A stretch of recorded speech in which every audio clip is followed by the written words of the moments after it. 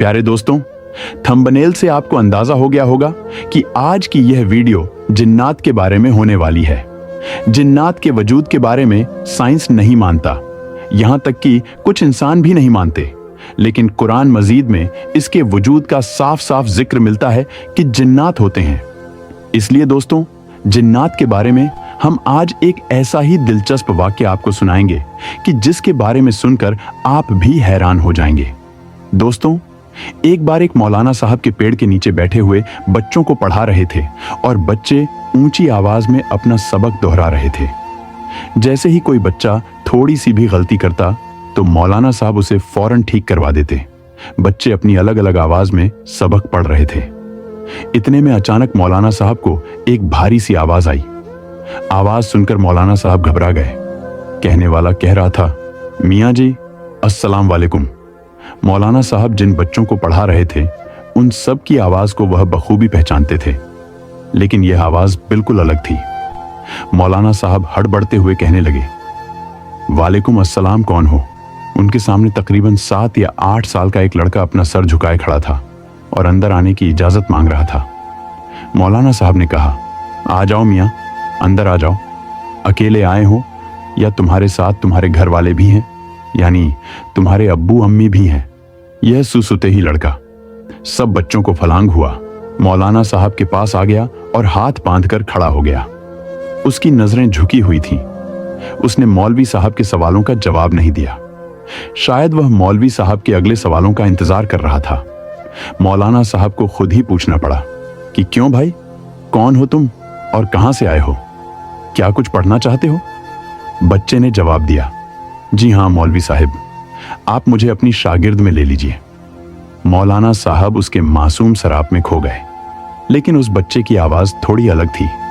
वह उसे घूरते हुए बोले, क्या तुम इसी गांव के रहने वाले हो? यहां तो लोग पंजाबी भी ठीक से नहीं बोल पाते और तुम बिल्कुल सटीक उर्दू बोल रहे हो। लड़का जरा सा भी नहीं घबराया और बोला, दरअसल बात कुछ ऐसी है मौलाना साहब, मैं इस सामने वाले जंगल के पीछे जो गांव है वहां से आया हूं जहां नदी बहती है।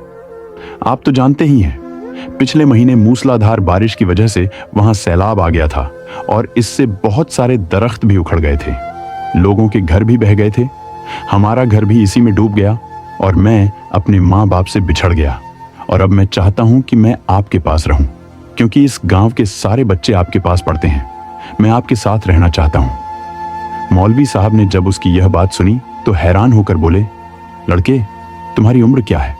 कद काट से तो तुम 7 या 8 साल के रखते हो, मगर बातचीत तो बड़ों जैसी करते हो। बच्चे ने कहा, मैं 13 साल का हूं, बीमारी की वजह से मेरा कद छोटा रह गया। उसकी यह बात सुनकर सारे बच्चे खिलखिलाकर हंसने लगे। मौलवी साहब ने वहीं बैठे बैठे 1-2 बच्चों को छड़ी टिका दी और लड़के से कहने लगे, अच्छा बेटा, तुम आज से खुद को हमारी शागिर्द में समझो, और हां, तुम्हारा नाम क्या है?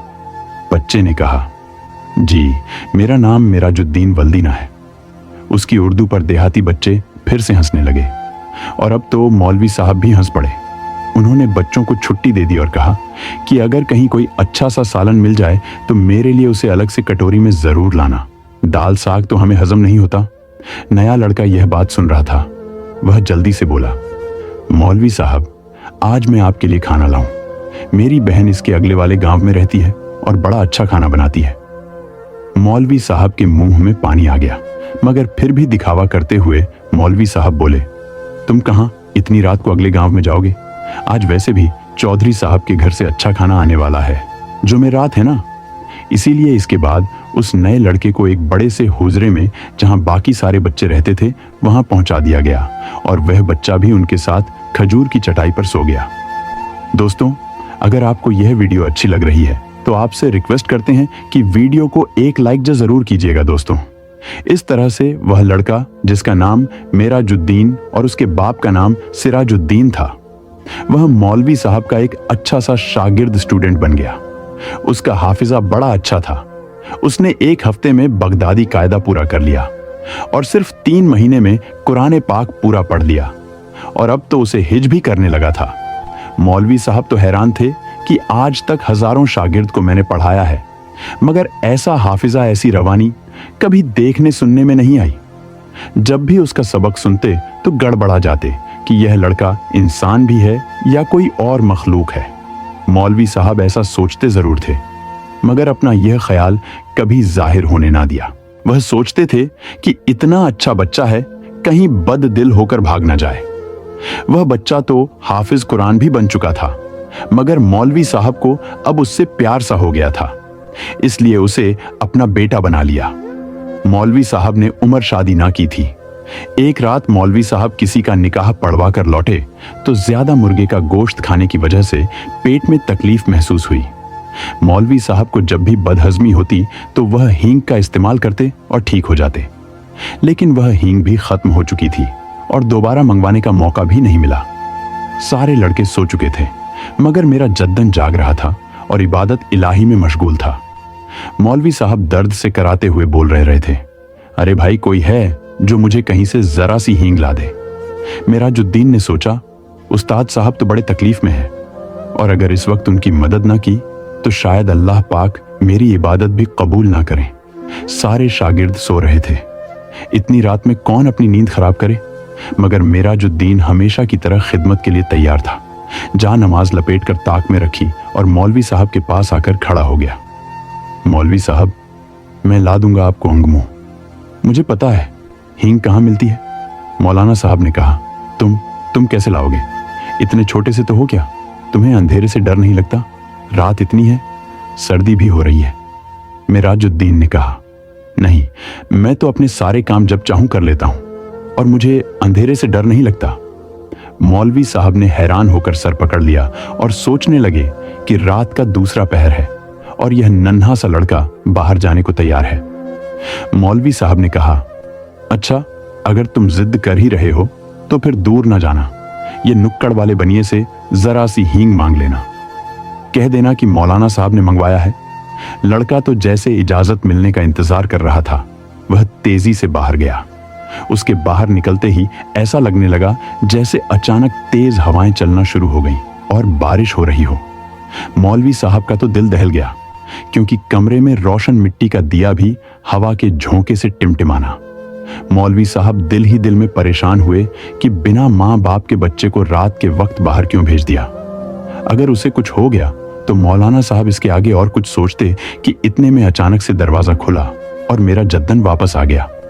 और हैरत की बात यह थी कि बाहर कोई तेज हवा का नामो निशान तक ना रहा था। हर चीज अपनी जगह पर थी।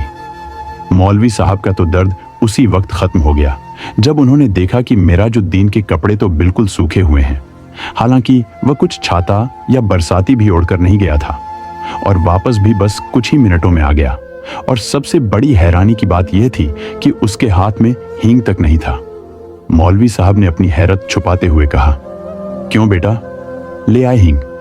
उसने कहा, जी हजरत, ले आया। मौलवी साहब ने कहा, कहाँ है? तो फिर मुझे दे दो। लाओ, मुझे दो। मिराजुद्दीन ने कहा, वह मैंने बाहर सहन में लाकर रख दिया है, आप मेरे साथ चलकर देख लें और जितनी चाहिए ले लें। मौलवी साहब को तो गुस्सा आ गया कि अब मैं बाहर जाकर सहन से खुद ही हींग उठाकर लाऊं। जब उस दुकानदार से ले आए हो तो मेरे हाथ में पकड़ने में तुम्हें क्या परेशानी है? बच्चे ने कहा, अरे आप आइए तो सही। मौलवी साहब वह उन्हें बाजुओं से पकड़कर सहन में ले गया। मौलाना साहब की तो आंखें फटी की फटी रह गईं। सहन हींग की बोरियों से भरा हुआ था, यानी सहन में हींग की बोरियां ही बोरियां थीं। शायद मनों के हिसाब से हींग लाकर उस्ताद की खिदमत में हाजिर कर दी थी। उन्होंने एक नजर हींग के अंबार को देखा और फिर मिराजुद्दीन के चेहरे की तरफ देखा। उसका सर हमेशा की तरह उस्ताद के सामने झुका हुआ था। मौलवी साहब ने कहा, इधर आओ, जरा मेरी तरफ आंख उठाकर देखो। उन्हें पहली बार उस पर गुस्सा आ रहा था। उनके पेट का दर्द तो रफू चक्कर हो गया था। उन्होंने उसे कंधे से पकड़कर झंझर डाला और उसकी आंखों में आंखें डालते हुए बोले, सच सच बता दो, तुम कौन हो? क्या तुम्हारा ताल्लुक जिन्नात से है? बच्चे ने कहा, जी हजरत, आपका ख्याल दुरुस्त है, मैं वाकई एक जिन का बच्चा हूं। उसका सर उस्ताद के कदमों पर था और वह जारो कतार रो रहा था और लगातार माफी मांग रहा था। मौलवी साहब ने प्यार से उसका सर अपने कदमों से हटाया और उसे गले से लगा लिया। उसने बताया कि इसी नियम के पेड़ पर, जिसके नीचे सारे बच्चे बैठकर कुरान पाक पढ़ते हैं, यहाँ पर मेरा बसेरा है।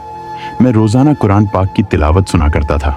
तब मेरा भी दिल चाहा कि आपकी शागिर्द में आऊं। मौलवी साहब जो गौर से उसकी बात सुन रहे थे, अचानक जैसे होश में आ गए और कहा, अच्छा, तो अब तो तुम्हारा मकसद पूरा हो चुका है, तुम कुरान पाक के हाफिज भी बन चुके हो। बेशक तुमने आज तक मुझे शिकायत का मौका नहीं दिया, लेकिन मुझे डर है कि अगर किसी दिन तुम्हें किसी बात पर गुस्सा आ गया और अनजाने में तुमने अपनी ताकत का इस्तेमाल कर दिया, तो तब क्या होगा। बेहतर है कि अब तुम छुट्टी करो और अपनी दुनिया में लौट जाओ, और अगर तुमने मेरी बात ना माने तो मैं तुम्हें बोतल में बंद करके जमीन में दबा दूंगा। मौलवी साहब की डांट सुनकर वह बाकायदा हिचकियां लेकर रोने लगा और बोला, जिस उस्ताद साहब ने उसे इल्म सिखाया, उनकी जी भरकर खिदमत नहीं कर सकेगा। इस बात के लिए वह जिंदगी भर शर्मसार रहेगा। मौलवी साहब ने उसे तसल्ली दिया और कहा कि उन्होंने अपना हक उस पर माफ किया, इसलिए अब वह सीधा अपनी दुनिया में लौट जाए, यानी जिन्नातों के पास लौट जाए। मेराजुद्दीन मौलवी साहब को अल्लाह हाफिज कहकर किसी नन्हे से बच्चे की तरह दरवाजा खोलकर कोठरी से बाहर चला गया। मौलवी साहब को उसकी आंसू भरी आंखें रात भर रुलाती रहीं। मौलवी साहब की हिदायत पर हमेशा के लिए लौट जाने से पहले उसने हिंग भी वापस गोदाम में पहुंचा दी थी। इस बात को काफी साल बीत गए और मौलवी साहब के साथ साथ सारे लोग उसे भूल गए, क्योंकि वह जिन्नात का बच्चा दोबारा कभी लौट कर नहीं आया। खैर, मौलवी साहब तावीज़ वगैरह के भी माहिर थे। अक्सर गांव की नौजवान लड़कियों पर जब कभी हिस्टीरिया का दौरा वगैरह पड़ता और माँ बाप से जिन्न भूत वगैरह की का स्थानीय समझते, तो वह मौलाना साहिब के पास आते और वह लड़की फिर से ठीक हो जाया करती थी। एक बार एक लड़की को मौलाना साहब के पास लाया गया। वह लड़की बिना पानी के मछली की तरह तड़प रही थी और बार बार सर पटक रही थी। उसकी आंखें चिंगारी की तरह लाल हो रही थीं, बाल बिखर गए थे। मौलवी साहब को वह लड़की बाकी लड़कियों से अलग नजर आई। उन्होंने उस पर कुछ पढ़ा और फूंका और अपना अमल करते रहे। मौलवी साहब कुछ देर पढ़ते रहे और फिर वह अचानक से चीख पड़े कि मेराजुद्दीन, तुम तो अपनी दुनिया में वापस नहीं गए। क्या तुमने अपने वादे को भुला दिया और ये भूल गए कि उस्ताद की नाफरमानी कितना बड़ा गुनाह है? तुम मुसलमान जिन हो, इबादत गुजार हो, फिर तुम इस लड़की को क्यों परेशान कर रहे हो? अब तो मैं यकीनन तुम्हें सख्त सजा दूंगा। तुम इस लड़की को फौरन छोड़ दो और अभी मैं तुम्हारा इलाज करता हूं। मेरा ख्याल है कि मुझे तुम्हें बोतल में बंद करना ही पड़ेगा। मेराजुद्दीन, जो कि एक जिन था, उसने कहा कि नहीं उस्ताद, ऐसा ना करें। आपको अल्लाह का वास्ता मैं वादा करता हूं कि अब आपकी तरफ कभी लौट कर वापस नहीं आऊंगा, मगर सिर्फ एक बार, आखिरी बार मुझे अपनी दुनिया में लौट जाने से पहले आपका हाथ चूमना है। आपको आखिरी बार देखना चाहता था। मैं हरगिज ऐसी हरकत ना करता अगर मैं अपनी इससे पहले वाली कोशिशों में कामयाब हो जाता। शायद आपको मालूम होगा कि गांव के जमींदार की ठीक उसी रात किसी ने चारपाई उलट दी थी जब मैंने आपको अल्लाह हाफिज कहा था। मेरा प्रोग्राम यह था कि यूं इस बंदे के इलाज के लिए आपको बुलाया जाएगा और मैं अपने मोहतरम उस्ताद का दीदार एक बार फिर से कर सकूंगा। मगर मुझे नाकामी का मुंह देखना पड़ा, क्योंकि मुझे भगाने के लिए उन्होंने किसी को बुला लिया था। उसने मुझे सख्त तकलीफ और अजियत पहुंचाई, क्योंकि उसने मुझे वाकई एक बोतल के अंदर बंद करके खेत के अंदर दबा दिया था। वह मेरी लगन सच्ची थी कि जमीन पर ट्रैक्टर चला और आज पूरे 10 साल बाद मुझे रिहाई मिली। तो मैंने सोचा कि उस्ताद के दीदार के शौक में मैंने बड़ी सजा पाई। अब तो मैं जरूर आपकी जियारत करूंगा, चाहे मुझे एक बार फिर से इसके बदले बोतल के अंदर क्यों ना जाना पड़े। मुझे बेहद अफसोस है कि मुझे यह तरीका अपनाना पड़ा, मगर मेरी आज ख्वाहिश तो पूरी हो गई। अब आप मुझे बस आखिरी बार अपनी कदम बूसी का मौका दें। मैं अपने उस्ताद के कदमों की खाक पलकों पर लगाना चाहता हूं, आपके गले लगना चाहता हूं। मौलवी साहब ने उसे लड़की को छोड़ देने का हुक्म दिया और उसे गले से लगाकर खूब प्यार किया और दरवाजा खोल दिया। लड़की एकदम होश में आ गई, मगर मौलवी साहब की आंखें नम हो गईं। तो दोस्तों, यह किस्सा एक मौलवी साहब और एक जिन के बच्चे का था जो हम आपको सुनाना चाहते थे। तो मेरे दोस्तों, हम यह उम्मीद करते हैं कि हमारी आज की वीडियो आपको जरूर पसंद आई होगी। वीडियो पसंद आने की सूरत में वीडियो को एक लाइक कर दें, और अगर आप हमारे चैनल एजाज वॉयस 786 में पहली बार आए हैं तो हमारे चैनल को सब्सक्राइब कर दें और साथ ही लगे बेल नोटिफिकेशन को भी ऑन कर लें ताकि हमारी अपलोड होने वाली हर वीडियो की नोटिफिकेशन सबसे पहले आपको मिल सके।